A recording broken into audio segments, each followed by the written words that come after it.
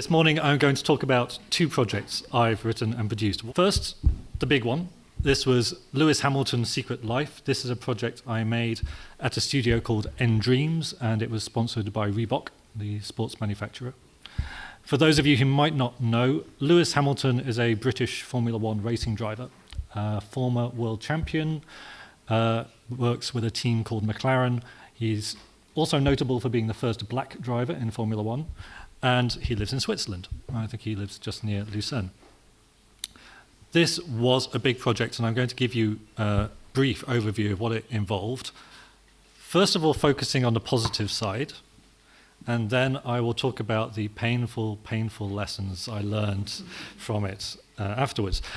This is probably the closest thing I'll ever get to writing and producing an action movie. And say what you like about Hollywood, I grew up on a diet of Hollywood movies and heist adventures and silly films, and just writing that kind of story, just writing a screenplay for a film like that is pretty tough. And making that story interactive makes it even more difficult. Just to give you a bit of background about how this came about, it was rather peculiar, and like most big opportunities, it wasn't without strings. Dreams was approached by a PR company called M&C Saatchi, who asked if we could help a client with a problem. The client was Reebok, and their problem was Lewis. Reebok sponsor Lewis as an athlete. They used him to showcase their gym kit and trainers. He's on a 5-year deal, which started in 2009. And in that first year, they pretty much exhausted every aspect of Lewis's physical training regime. They forced journalists to hike up mountains with him and go weight training with him, and he's a very fit guy and he does a lot of sport. But the PR people were left scratching their heads in 2010 about what they could say that was new about his training regime, because he was doing exactly the same thing, and that wasn't much of a story. They weren't going to get much press coverage saying the same thing again. Not the second year, and certainly not the third year and a fourth year and a fifth year of this deal. So they had to find a way of making Lewis and his training interesting. Now, there are 3 parts to this problem. The first is the restrictions of Reebok's contract. Reebok were not allowed to mention Formula One. Even though Lewis is completely surrounded by it, it is his life. Reebok had no deal with McLaren, his team, only with Lewis as an individual. Nor could they talk about his private life, especially not his girlfriend, the pussycat doll, Nicole Scherzinger. So the 2 things he's most famous for, we couldn't talk about. Nor could we link him to anything scandalous to try and grab headlines, because there were other sponsors to think about. He's a walking billboard. There were a lot of millions of dollars or euros at stake. We couldn't damage his public image. The second problem is that Formula One is a global sport, everywhere except in the USA, where they just don't give a shit. There are pockets of support in all sorts of very different, very disparate countries, like Malaysia and Egypt and India and Turkey and the UK and even Switzerland. Very different cultures, very hard to communicate with all at once, especially when we had no advertising budget at all, no bought space, no deals with broadcasters, nothing like that, no paid exposure. And the third problem was getting some time with Lewis. For their money, which is a lot of money, Reebok get 1 6-hour day with Lewis a year, plus 6 1-hour slots with him throughout the season.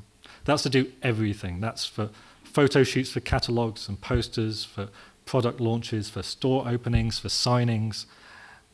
That's all the time they have, and there are a lot of demands on his time. So, this was the solution that we came up with. We created a parallel, fictional life that would give Lewis new reasons to train, something to make his training itself more varied and more interesting. And it would avoid all of those no-go areas, it would cover the world and make the most of Lewis's very limited time. Essentially, we turned him into an action hero in very cinematic style. The story, basically, was that Lewis, in between Formula One races, was recovering stolen works of art from around the world, of course. So we wanted him to have the urban edge of Jason Bourne, with the flair of Thomas Crown, and of course the physical training dedication of Rocky. So you can hear the pitch now, can't you? And another big cinematic influence was Ocean's 11.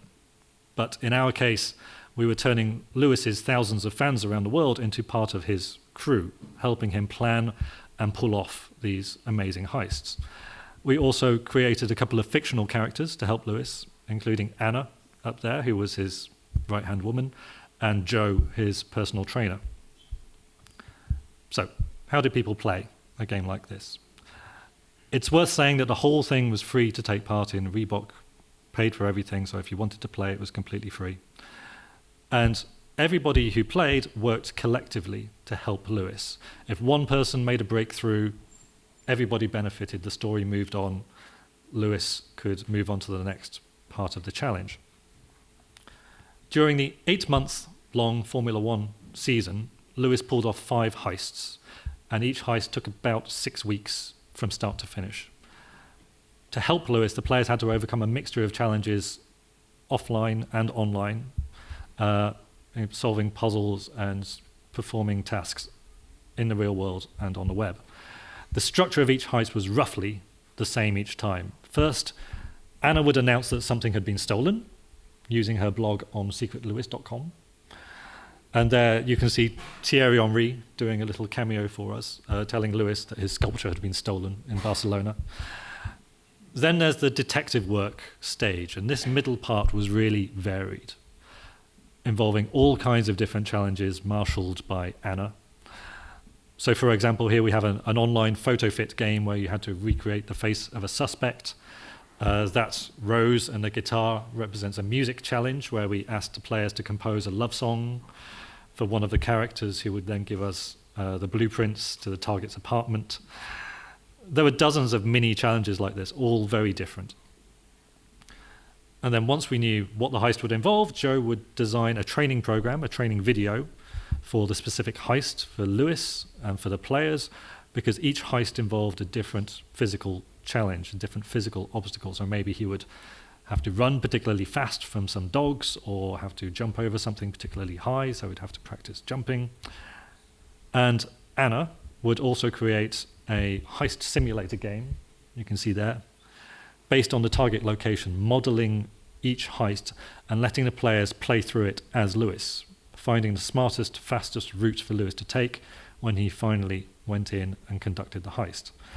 This was a 3D version of the heist simulator game, which was on secretlewis.com, but we also made one for Java mobile phones in 2D, the old non-smart phones, which actually got us a huge additional audience, especially in India. So sometimes that detective work in the middle stage meant people getting out of their homes and looking for clues or for characters in cities. And we ran a dozen events like this in London, Birmingham, Paris, Milan, Kuala Lumpur, Barcelona, Dubai, Cairo, Beirut, Bangalore, Mumbai, and New Delhi. Beirut is fantastic, by the way. And we were telling the whole thing in 9 languages simultaneously. English, French, Italian, German, Spanish, Turkish, Japanese, Mandarin, and Korean. That's how we reached those hard-to-reach audiences around the world, and how I lost my sanity. So we managed to get that one 6-hour day with Lewis in Geneva in 2009 to shoot all of the video and photos that we would use for the whole game. We also got an unexpected hour with him in Barcelona in the summer, and about 5 minutes of his time in Abu Dhabi at the last race of the season, and that was it. But because the bulk of the story was told through websites and Twitter and emails, and he wore a hood a lot of the time, we could create the illusion that Lewis was talking to the players a lot more than he really was, because in reality, it was some skinny English guy throwing his voice, because that's what a storyteller does in a story like this. There was a lot of writing text in character, but it was a very visual and cinematic story, and words sometimes weren't the best way of getting that sense of excitement across. So, this is a film festival, so I'm going to show you a film. At the end of each episode, after the players had done all of the detective work and figured out the best route for Lewis to take, Lewis conducted the heist as those players had planned it for him. And that was the climax of the episode. And Anna would post a video of Lewis conducting the heist online. Each of those heist videos are a couple of minutes long, and each one is a mini movie in itself. So I'm just going to show you a trailer that we cut together for the start of the game. It's only a minute long, but it should give you an idea of the very cinematic style we went for.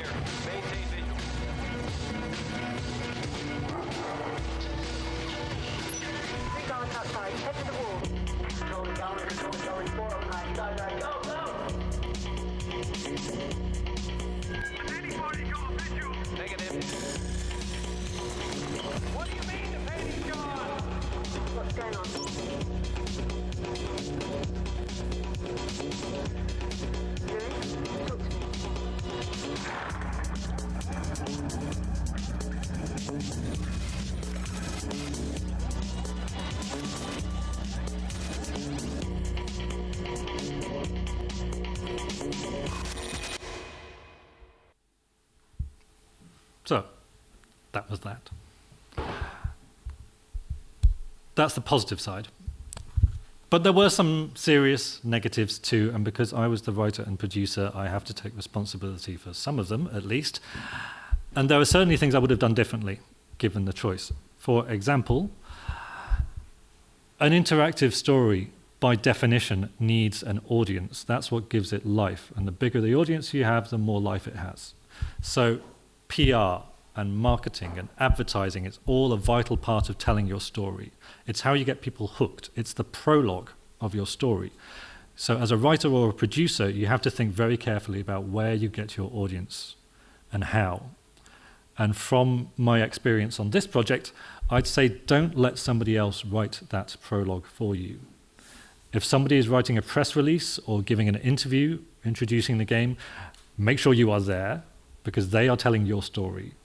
If possible, use paid advertising space that you can control and you can plan, but unfortunately in this case that wasn't possible.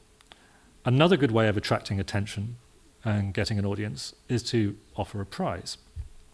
And with Reebok, we planned to give away hundreds of pairs of trainers and t-shirts and one big prize of a training day with Lewis himself, which brings me to the next problem.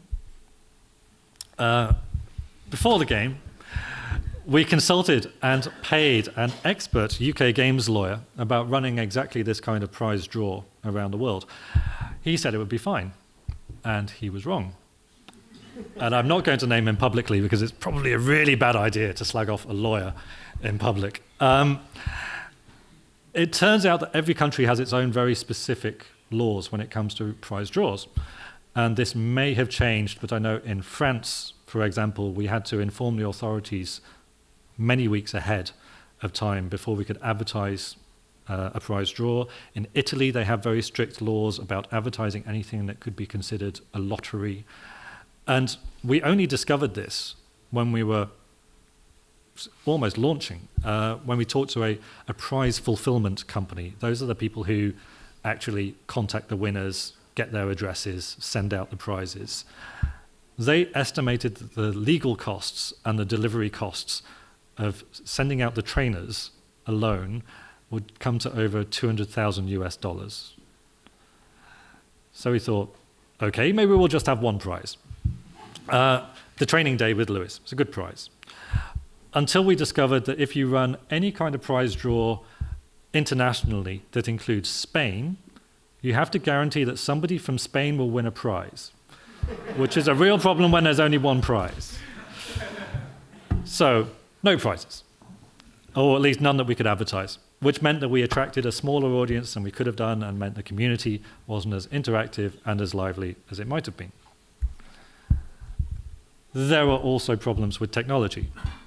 We used a platform called Unity to build that 3D heist simulator game. And Unity is a kind of high-powered version of Flash, and I recommend you trying it out if you get the chance. But back when we were launching this game in early 2010, Unity was very unfamiliar to the public. And when they first went to play the game, they were asked to download the Unity plugin for their browser, which is perfectly harmless, but a lot of people looked at that pop-up message and thought, no thanks. It was unfamiliar to them. It was a barrier. And Unity is pretty common now, but we were ahead of our time and not in a good way. Working in 9 languages is tough. Ideally, you want to provide a place where your whole community can talk to each other, but that is very expensive. We would have had to moderate a community over 9 languages for 8 months, paying moderators full-time to look after those communities, and we couldn't afford that. Also, some languages just don't communicate with each other. They're too culturally different. I can't remember any Korean players talking to the Turkish players, for example. There was just no crossover. So we tried to find existing online communities that might be interested in playing host to the conversations between players in each language. So we ended up with several small communities scattered across the internet, separated by language. And small communities are very difficult to sustain. They suffer from empty room syndrome, which is, when you walk past a restaurant and it's completely empty, or there's just one guy at the back reading a book on his own, you don't want to go in there. And I think each of our communities suffered from that a little bit. They were too quiet, and so they didn't reach that critical mass of activity required to make them really enticing and exciting. And of course, it wasn't just the players who were separated by language. I was separated by language from most of them too. I don't speak Italian, German, Spanish, Turkish, Mandarin, Korean, Japanese. Sorry. So I had to get everything translated, which in this case took a week because of the particular translation agency we were using. And on top of that, everything we wrote or designed had to be signed off by a client before it could go live. And in this case, there were many clients. Reebok's PR team, their legal team, M&C Saatchi, Lewis's personal management, McLaren. If we were planning something overseas, then the Reebok office in that country had to see it too. We managed to streamline the sign-off process down to a week.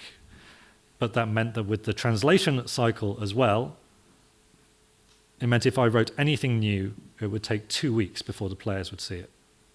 And that's not interactive. That is broadcasting. We had 9 Twitter feeds, 1 in each language, and all completely useless. Because Twitter is a conversation platform, and we were unable to respond. When you don't acknowledge people on Twitter, it is actively an insult to your audience. It's like they've gone to give you a high five, and you've just left them hanging. And I really hated doing that. So, enough about hate. Let's talk about something different. Let's talk about what I'm working on now. And when I say I'm working on it now, I mean I'm working on it right now. This is the seed. It started in May, and it finishes sometime towards the end of this month. I'm aiming to bring it to a close before the 27th of July, because that's the first day of the London Olympics, and this project is part of the Cultural Olympiad. This is a much lower budget production than the Lewis Hamilton project, and it's mainly funded by the Arts Council of England. The aim of the Olympiad is to highlight and promote British culture, including our history and scientific achievements, and encourage tourism. And the seed does that by telling the stories of some real-life, genuine Victorian plant hunters who over 100 years ago risked their lives to find and sometimes steal rare plants and seeds from around the world and bring them back to Britain. It is a mostly true story. And I'm working on it with a theatre company called Goat and Monkey.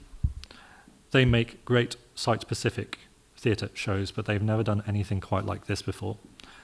And as you can see there, we're telling this story in 3 different ways, with a treasure hunt, an online game, and a series of live performances. And I'll go through those now and maybe pull out a few things that I learned from the Lewis Hamilton experience along the way. Starting with the live performances. I've written 4 plays about the lives of 4 plant hunters, and each one is being performed in sequence in one of 4 amazing gardens just outside London. These gardens are home to thousands of the plants that these adventurers found and brought back to Britain. One of the gardens, Wakehurst Place, is also home to the Millennium Seed Bank, which is a scientific institute collecting and storing samples of every plant in the world. So there's a new play every 2 weeks, and 3 of them have been performed now. The 3rd one ended on Sunday. Each play stands on its own as a piece of entertainment, telling its own story, but together the 4 plays form a larger story, with some of the same characters featuring again and again. And in every play, there are references to one particular seed, which I think they were all looking for. That's my addition. That's fiction. Each play is quite different in style. This photo is from the first one, called One for Sorrow, which is actually a comedy.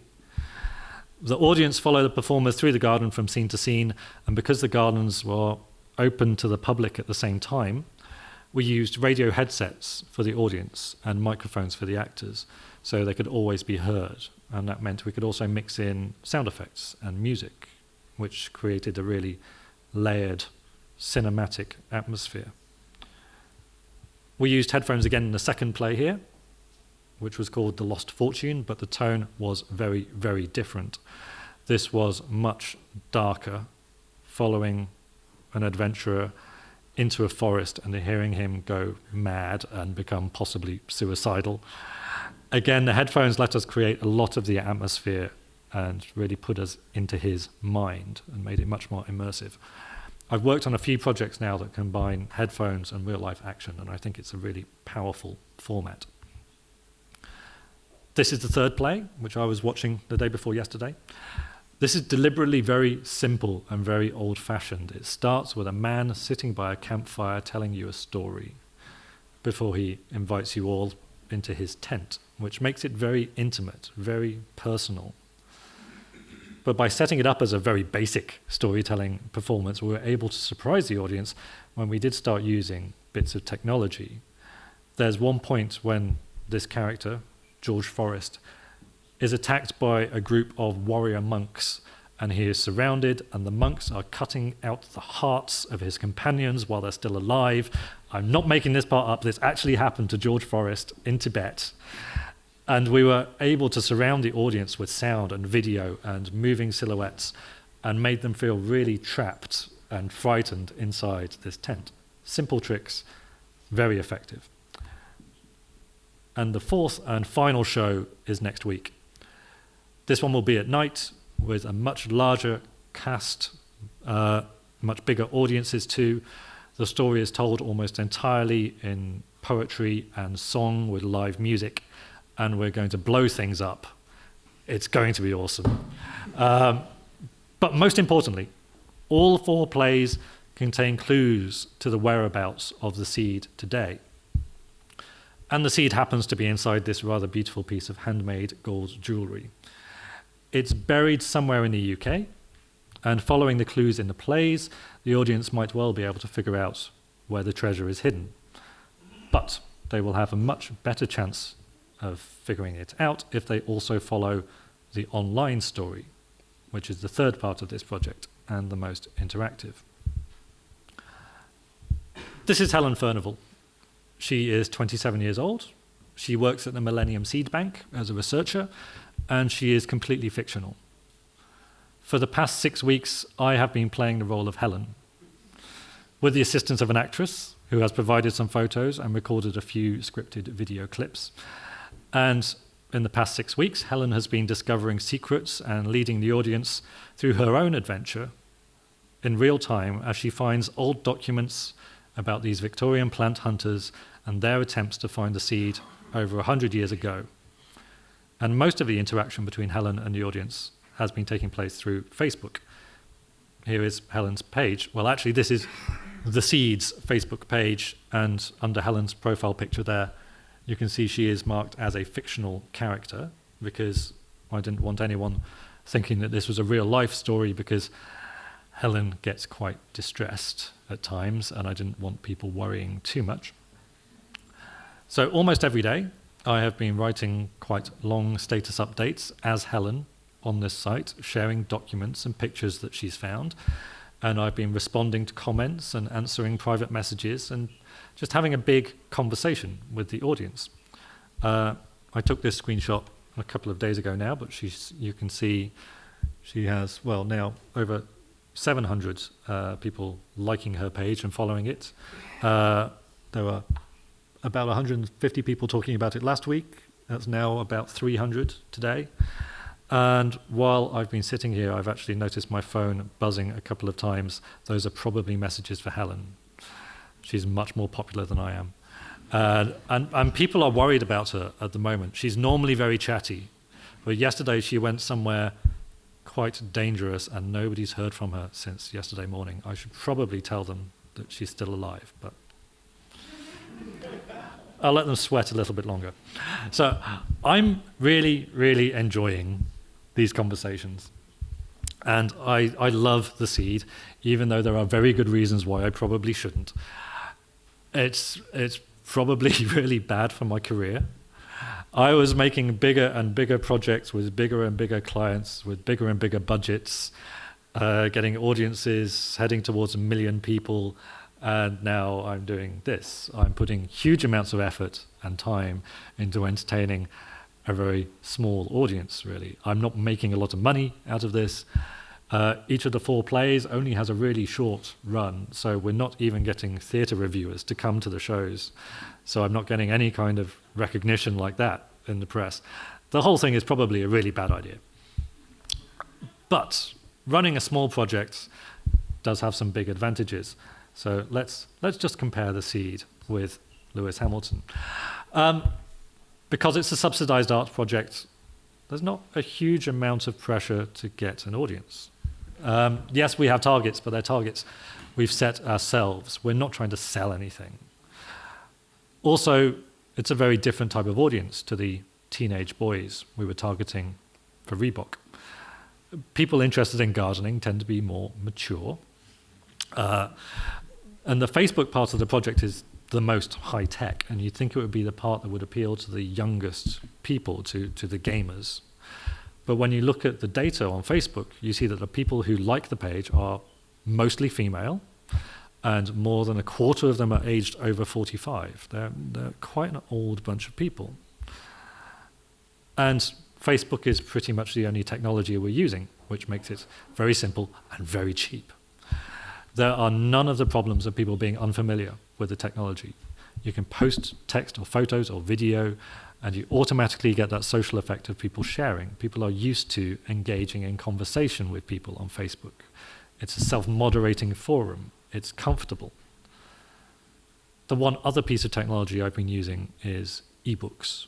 Every time a new play comes out, I'm publishing a script on Kindle the same day through Amazon. And that's incredibly straightforward, really easy for me, and it's very simple for the audience to download them. They don't even need a Kindle because there are free Kindle readers on PC and Mac and most phones now. And that means that even if people can't make it to the show themselves physically, or if they live overseas and want to follow the story closely, they absolutely can. There are no lawyers involved in the Seed. I haven't spoken to a single one. I can't tell you how happy that makes me. There is almost no sign-off process. Instead of waiting 2 weeks for clearance, I can reply to a message in 2 seconds. I work with the GoToMonkey team, but as equal collaborators, not in a hierarchy of signing off. this is the benefit of working on an art project and not a commercial project. I am trusted like an artist, not monitored like an employee.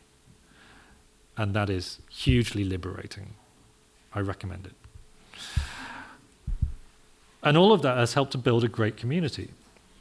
Some of the conversations I've had on Facebook are 20 or 30 messages long, conducted very quickly with people, and it gives me a real buzz doing that, and I think it gives the audience a buzz too, reacting to a character like that. Compared to the one-way broadcasting we were doing with Lewis, this feels much more personal. And I imagine it's like being a cinema actor, where you never see the audience, and then going to perform in a theatre production, and the audience is suddenly right there.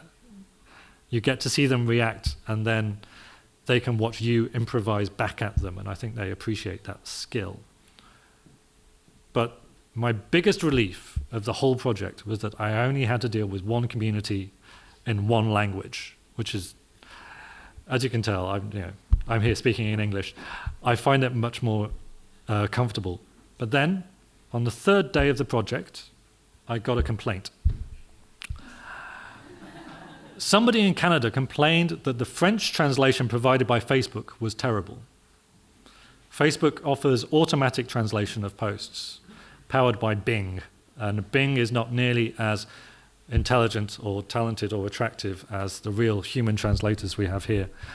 And Jeanette here was so annoyed by how bad the automated translation was, and she was so hooked by the story already that she volunteered to translate every part of the story into French live as I wrote it.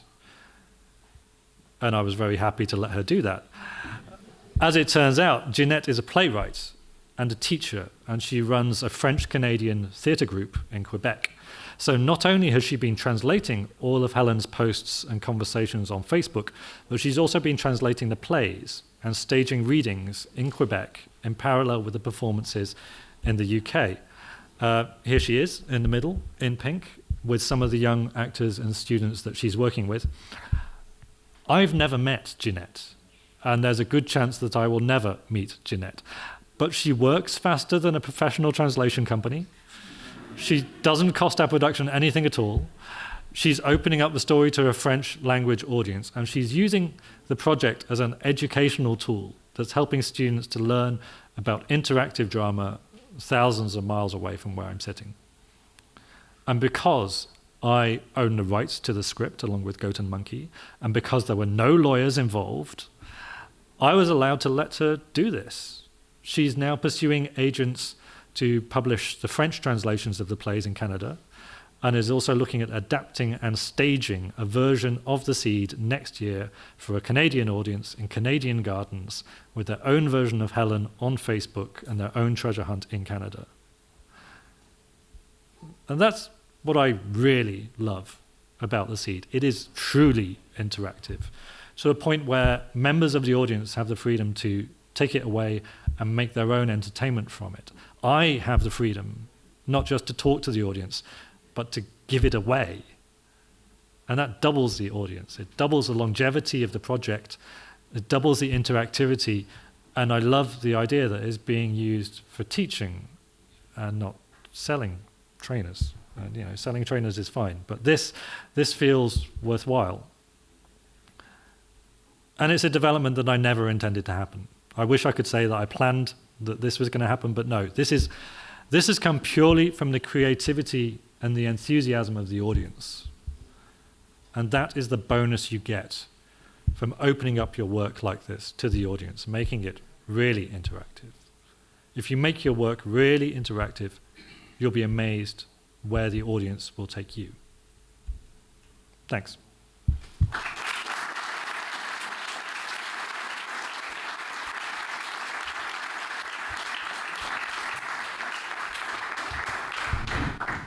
Much, David. I think we have just 5 minutes for questions. Okay, cool. If there are any questions in the public, please ask him now. No, you were so specific. Okay, please.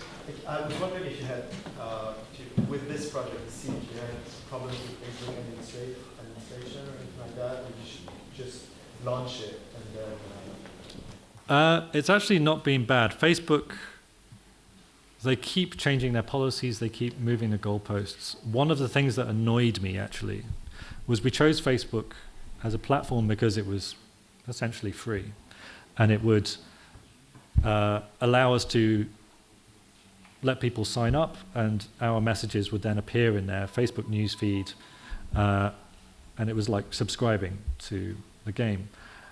In the last few weeks, they've changed their policy so that now you have to pay. You have to pay to promote posts and promote your page, even to the news feeds of people who have liked your page and have signed up to it. So that's annoying, but it's still quite cheap. It's not extortionate, and Mark Zuckerberg needs to make a buck. So it's not too bad. On the administration side, the sort of admin page, the details, the analytics are great. I find that really useful. It's amazing how many players we have in Turkey. I don't know why, but I find that really interesting. So Facebook, I still think, is not perfect, but it's pretty damn good. I've seen another hand raised. It's not so much a question or a conversation about how people respond to the character on Facebook as a real person, even though you say she's fictional. Yeah. And I just wanted your thoughts on that, about her as a character. Like, do they really treat her as a real person, so to speak? Yeah, I mean, like I say, right now they're worried about her.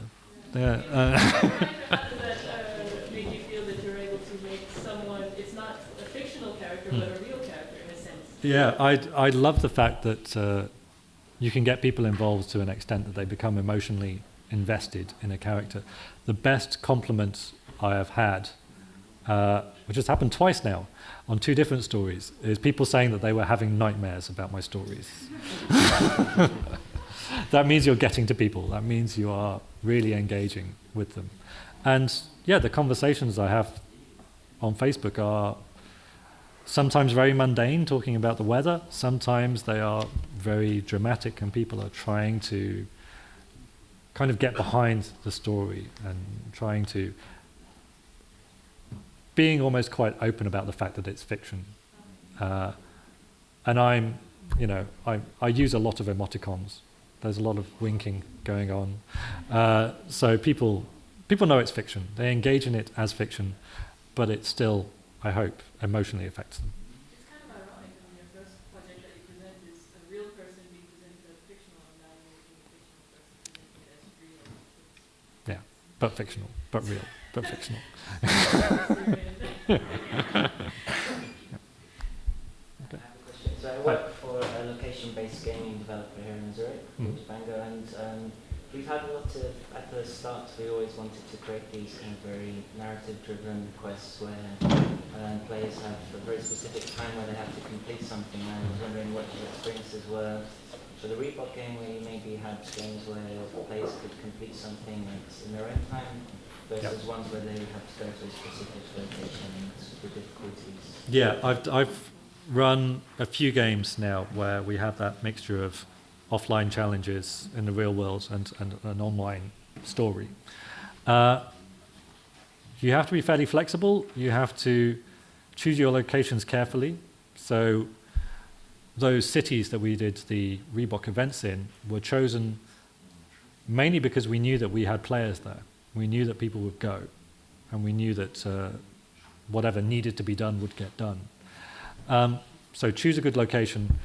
Also, have a backup plan, just in case it rains and everything gets cancelled or somebody gets hit by a car. You need to have a way for the story to progress. And that goes for everything, actually. We had one of the real problems with dealing with Lewis Hamilton in real time during a Formula One season is there was a very real danger of him getting hurt in a race. And so we had to have contingency plans for what would happen if Lewis broke his leg. And we shot all of this action of him jumping over walls. So we actually had a character who was Lewis Hamilton's double, who he used used to be a stunt double and now works to help Lewis pull off these heists. So we built a contingency into the story so that if something did happen and something did go badly wrong, we could write our way out of it. So just think in story terms as well as practical terms, how you can make sense of why something took 2 days instead of 2 hours. I hope that helps. Okay. Time for the last question, please. So it's a fantastic idea, and it seems there's a story that can continue on, and with an initial strong level of engagement by the audience. How are you looking to drive additional engagement, deepen that level of engagement? Are you looking to mobile, for example? On this project, on the seed, it does have a very fixed lifespan because it's around the Olympics. It really is. It only needs to survive for the next 3 weeks. As long as I don't mess it up in the next 3 weeks, we're good. And yeah, it is always kind of painful when you build up a community and then you stop, which is, it's unsatisfying for me, and I'm hoping it will be a satisfactory conclusion to the story so that that community feels like they've had a good time and they're okay walking away. But the great thing about Facebook, again, is that it is mobile. Pretty much everything you can do on Facebook, you can do on your phone. So I certainly run the game quite a lot from mobile, and I know a lot of our players from the analytics. I know a lot of our players are playing it on mobile. And because there are these plays and these site-specific events, I know that people are taking their phones with them to watch plays, taking photos, uploading photos as they go. And ultimately, it's a treasure hunt, which is going to be very location-based. And I'm looking forward to seeing how people focus in on where this thing is buried. That's going to be exciting. But yeah, deeper engagement is almost always good. Mobile is definitely a good place for that.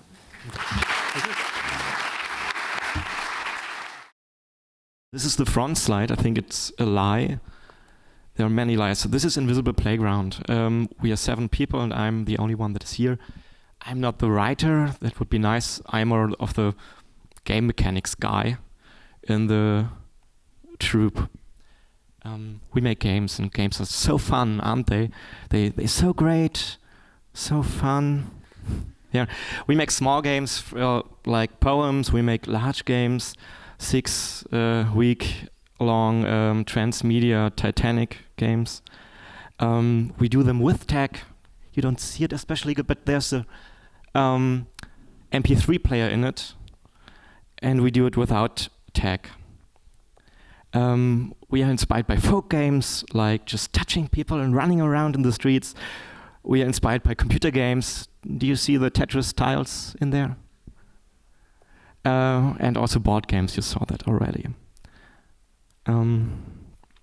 We think of ourselves as post-digital, so that means, yeah, there are computers, we like them, but they're not that exciting. iPhones are great, but not everybody has them. It's more like, okay, we use consumer technology if it's really cheap and everybody has it, like SMS and maybe in the future QR codes or something. And we do site-specific games, but we mean it. So usually you say it's site-specific because I go to a place and kind of adapt something to the place. We don't do that. We do it too, but we call that site-generic work. We go to a place, like a field intervention, and get into the minds of the people and carve out imaginations like, what is your favorite superpower? And we make a game out of it. It comes from the place, from the minds of people. And I think the small games has it all for me, except there's no meat on it. So most of the games we do are like 30 minutes or so. They are really interesting. Sometimes we do tours where you have like 5-6 games in a row that are really interesting, but they're not so well strung together. And that's where real narrative comes into play, with us. How to do a large game, how to do a game for 6 weeks or so to get the audience together, to keep them engaged and interested in our stuff and so. And for us, there's only one way to do that because we don't know it any other way, and that's Transmedia.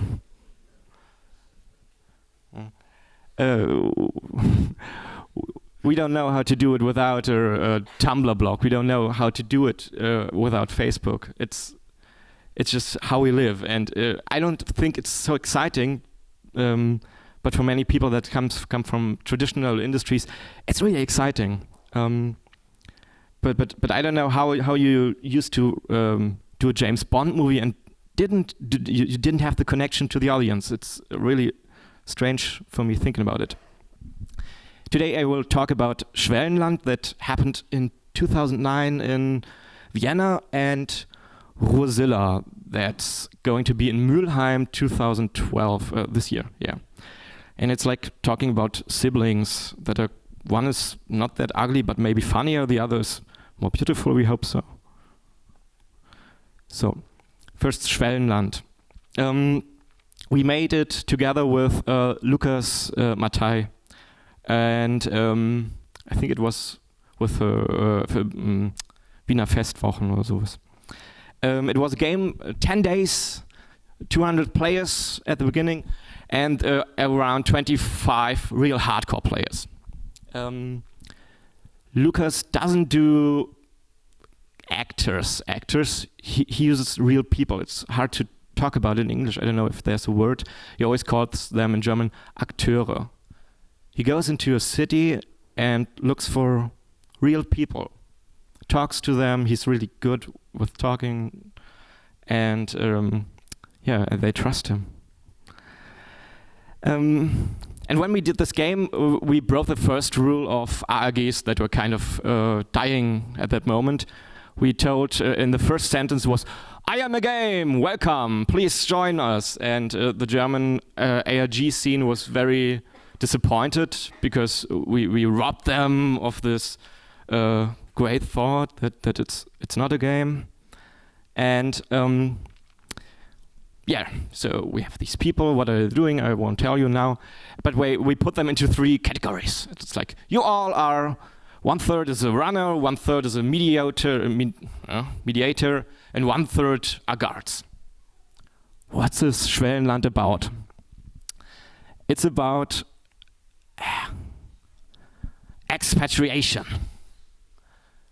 It's like burning your papers and getting a illegal alien, I'm sorry. Yeah? No joke. Being unwanted in your own city, in your own country. Not knowing what to do anymore, having to hide, having to smuggle, having to do stuff you don't. And you do this with real actors, real people that have these kind of experiences, that know what it's like to be an legal alien in Vienna. So I already mentioned we do use technology, but only technology that really works. And so SMS were our glue. We put together the community only with SMS and a web page, but that didn't work that good. I will show you later. And yeah, this is one of the real people. And this is the day he lost his papers. He started to play a real legal alien. What were the plays about? I think I have to be more specific. Some of the real actors were like coaches. So the runners are kind of on the run. The guards are kind of on the. They look out for people that run. So you go to a person that is a real immigrant, and he will show you how to hide in the city. And we would transfer that onto a game. So it would be like we go to a park where everybody's sitting down outside. It was in June, and you have to smuggle stuff from one side of the park to the other side. all the time mixing these realities of game, mechanic, narrative, and these real actors that are really invested in it. And in the end, there was this the wrong flag, because maybe it wasn't that flag. I don't know. I don't remember. Yeah, before it's confession time, can I try to use the browser? It's just downstairs, isn't it? There? There. Yeah, my small computer doesn't like the beamer, so...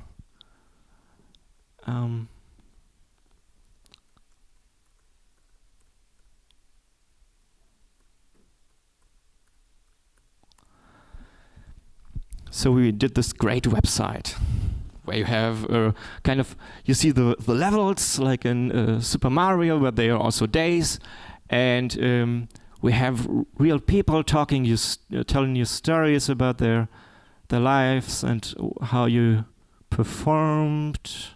Yeah, I didn't plug you in. I'm a bad speaker. I'm really sorry.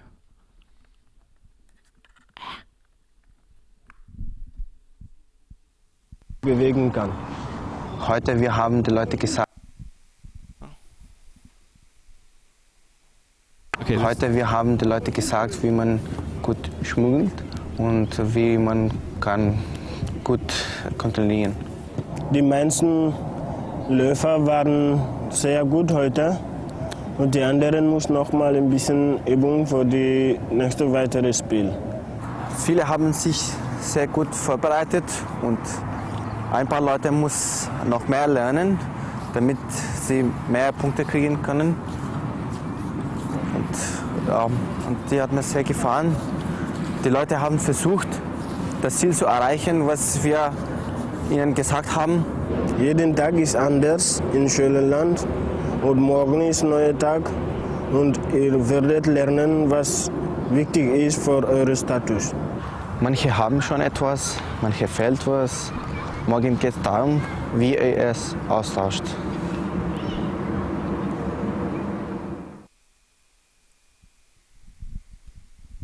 Yeah, this is one of the effects that we try to use. This feeling, okay, these are real persons. This is not an actor. This is not a Formula One star or something. This is real, kind of, but it's also fake. So it's really funny, and it works well. If you think about the users, where did I put my? I'm so sorry. If you think about the users we had, we have the same kind of experiences like you had, that women that are older than 30, 35 are core users. Because this game was like, oh, why does it? Well, no, stop, please, thank you. Because they have the time. It was a game that started on Thursday, and it went every day there was an event and people had to come there. So there were some unemployed, but also people that just didn't go to work. But because it was way funnier to do stuff with us. Yeah, and it was a really new experience for them. And the people that came for the second day were kind of the people that stayed there. Because we had this real-time meetings of everybody. And the grouping, it was easier to create if you say the critical mass for the people to stay together. Because it was not a forum, you had a face, you knew who somebody was or hated him, so it was really great. So, confession time. In the beginning I said games are fun and stuff, and I think that's a lie. And you talked about Jane McGonigal in the beginning, and Reality is Broken, and I think it's one of the worst books ever written. Games aren't fun, and reality is not broken. Games just are, kind of. And for me, they are vehicles of meaning, and not fun, and not mending yourself or something. They can break you. you can break them.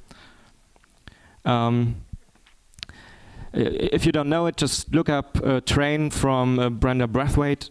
It's a real great game. It's about trains and the Holocaust and small figures, yellow figures. That's not fun, but it's great.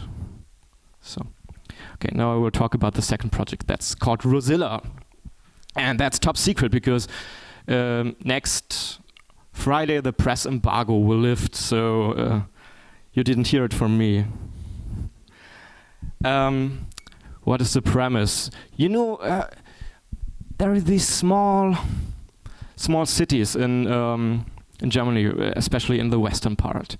They're kind of coming. They're still in the 80s, kind of, and the city in the center of the city starts to lose its shine, and there are malls, and it's kind of dying. And the people in it feel this threat coming from somewhere. So we will, Invisible Playground and the Ringlockschuppen, that's the theater there, will make a project that will be, I think, 4 weeks or so, about monsters. Monsters are coming into the city, and yeah, it's true. They're kind of immigrants that are now here and not since the 70s, and that are destroying our beautiful small city. And we just, in an easy conversion, we don't talk about Turkish people, we talk about monsters.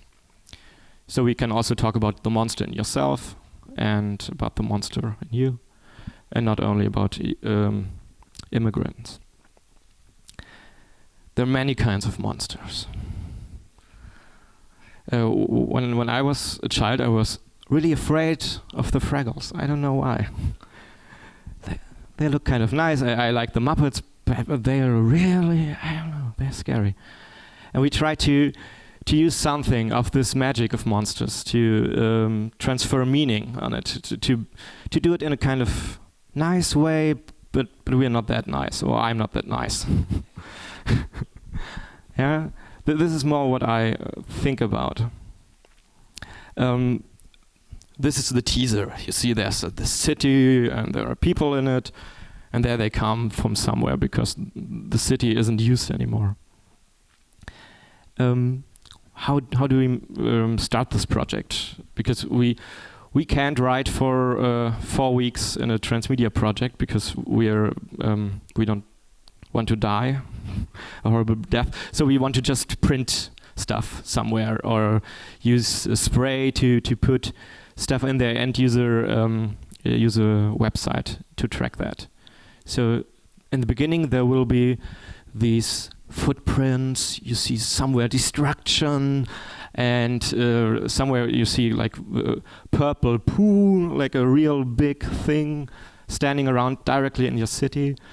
And I think there will be a YouTube video saying, oh, they were here, they were sighted in Essen, and now they're coming to Mülheim.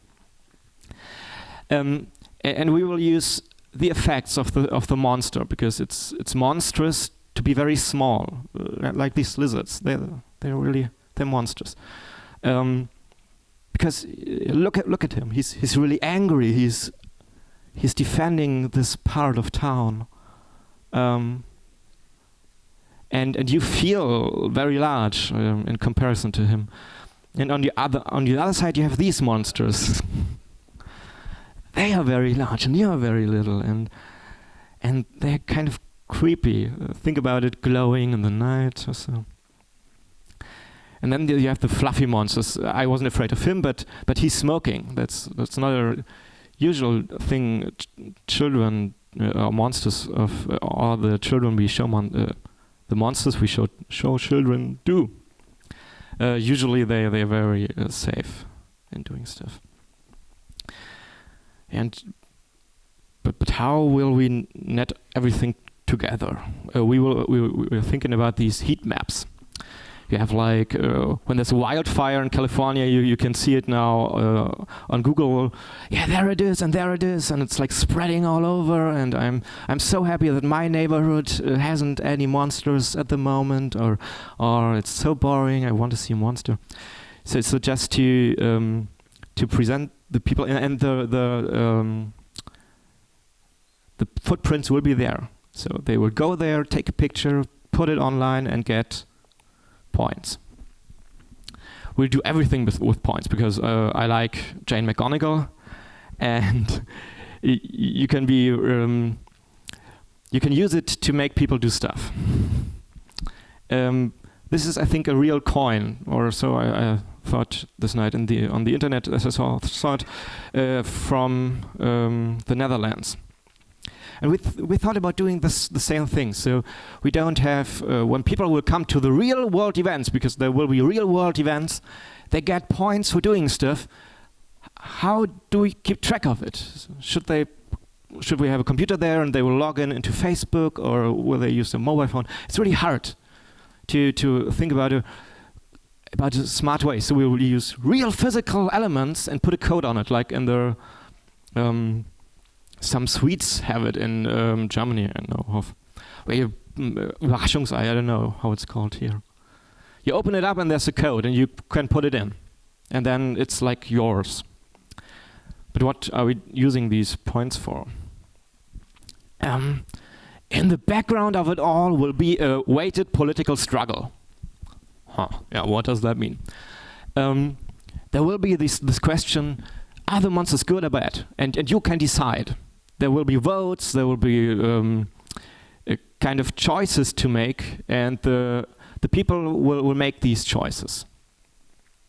It will be kind of a liquid democracy thing, but weighted. What does weighted mean? The more points I have, the more important I am. So people that are really invested have the feeling they really matter, not in solving puzzles or something, but in having a vote. And there's a problem because when it's too hard in the end to get points, players that will come to the game late will feel not that much worth.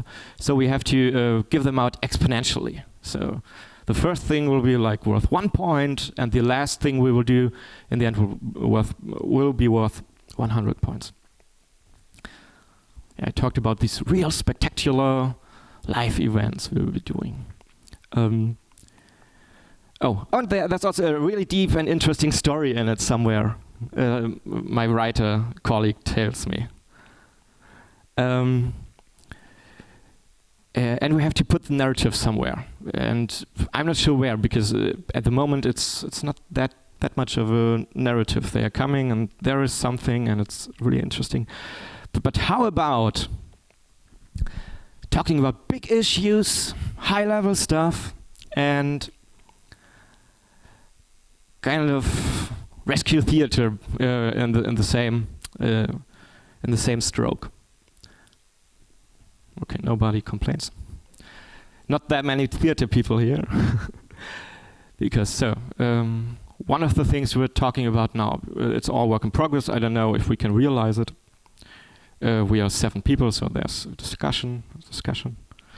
The first thing we will do is a kind of monster search.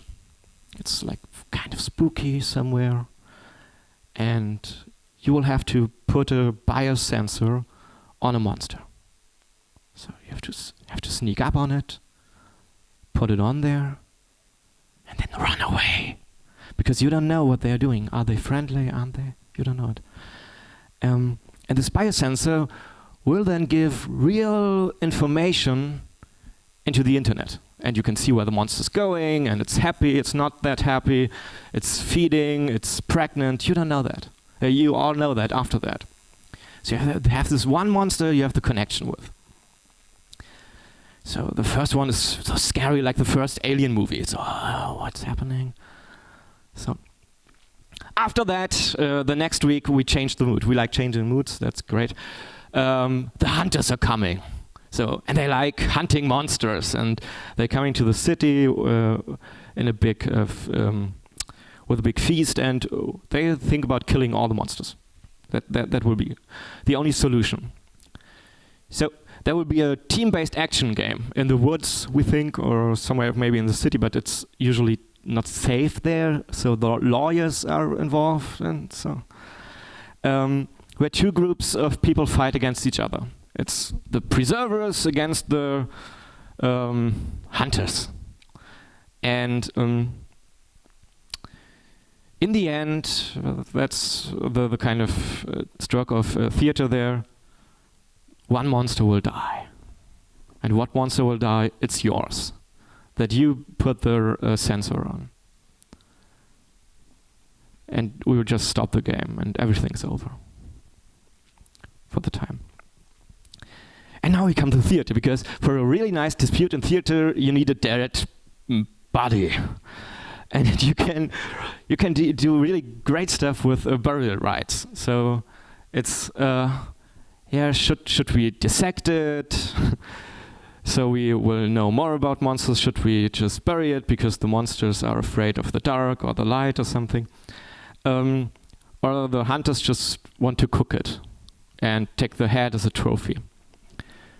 So there will be another game about that, where we have these it's a mix between the sneaking stuff and the team-based stuff. So we are teaching players doing playing mechanics, and then in the end we try to use them all. And for example, if the hunters win, they would just take the body and drive with it through the streets. So on the next day you will see everywhere this paint, the blood, the blood of the monster. And when you were the hunter, I want that. I want them to feel guilty. Maybe that was too excessive. I was taken, the game took me somewhere I didn't want to be. And then in the end, you can cook it and everybody eats it. It's like a great monster soup, and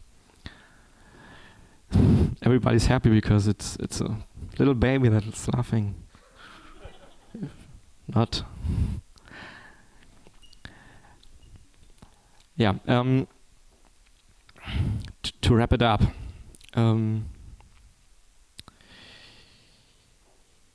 Schwellenland tried to tackle the issue of immigration and these aliens that live with us, but we don't see them. They work in hotels and stuff with real people. And it did kind of work. Problem was that it was 10 days for normal people. You can't do that. And the actors were kind of interesting, but my feeling always was that where they were kind of exploited. They never felt that way for themselves, but I always felt this strange view of me looking at you and seeing an alien in you and knowing that the way you talk means something else to me than for you. So I'm very happy that we are using monsters now. And I didn't show you the website. The YouTube videos we did had like 50 hits or so. So that wasn't the people that liked us didn't watch the videos. We had like 5,000 hits or so on our website, but the people didn't watch the videos. That didn't work. It was much work that didn't pay out. What paid out were the games and the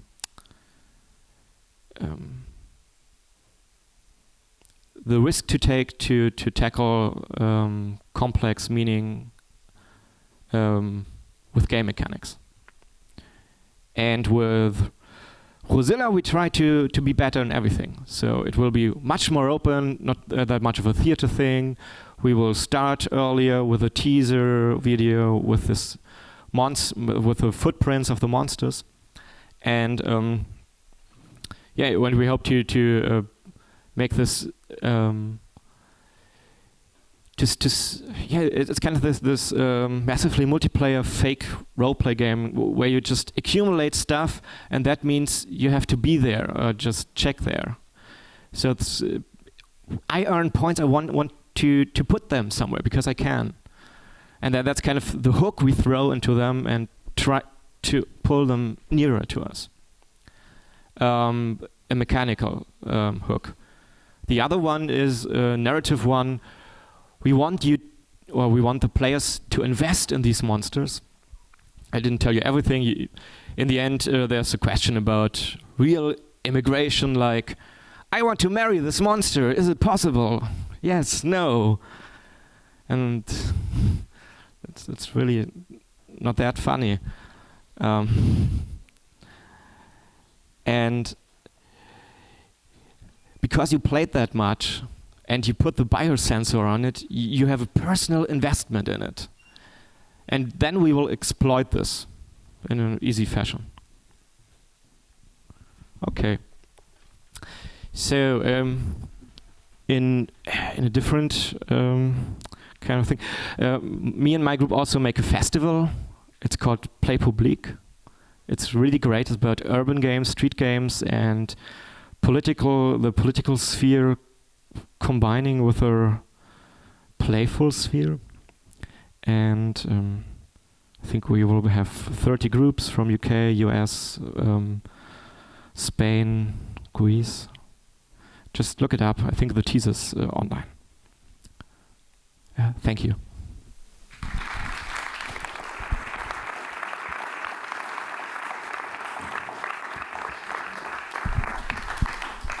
Thank you, Daniel. I think we have all to go to Berlin to this festival to know what the alternative reality games are about.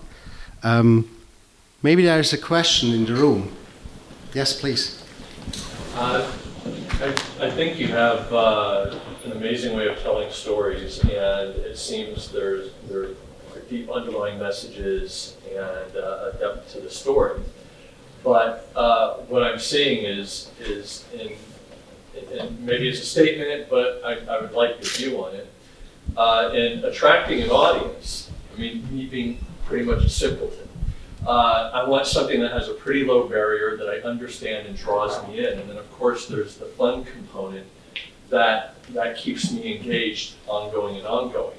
I mean, what's your approach to that? Because they seem very big, very detailed, and how are you communicating that to the audience to draw them in and then to keep them there with something fun and engaging? Yeah, the first thing is these are all publicly funded, so we don't need an audience. But I don't do art for me, usually. And yeah, it's not easy. And I think fun is only one part of it. It's also doing something you never did. That's not fun. And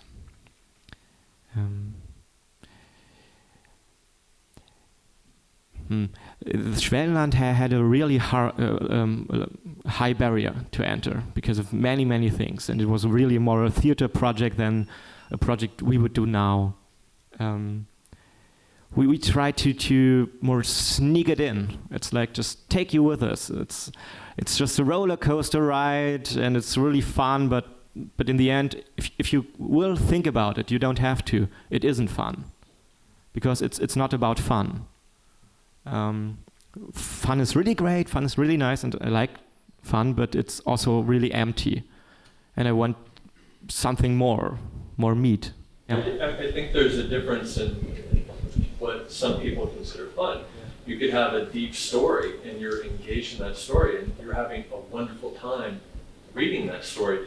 The story may not be something light and airy, it may be dark and horrible, but you're engaged, you're enjoying the experience. And I think, certainly from my perspective, and we all have different opinions, fun is when you do get a level of engagement and enjoyment and interest in something. So for me, it's an emotional response. It doesn't mean going on and playing a game like Zelda and I'm having fun for hours and hours. It could be something completely different where I am struck on an emotional level. If you mean with fun, just something you like to do, that's okay. But it's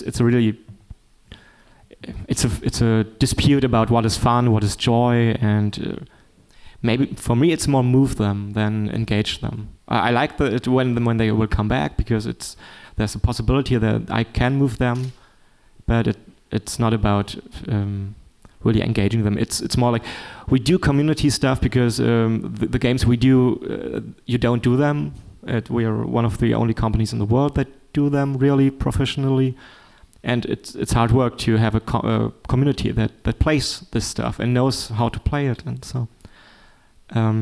so engagement would be important, but maybe it's an important question I never asked myself. So could you describe just one or two of the mechanics that you used for the game where players had to smuggle something across the park, or the battle in the forest? Yeah, just the smuggle was really easy. It's more most of the time we do these games kind of quickly. We quickly iterate, and they're more rough than really polished. You won't see them in the MoMA or so, but if you never have played a game in the street, or are not used to, or haven't felt that mechanic before, it always feels fresh.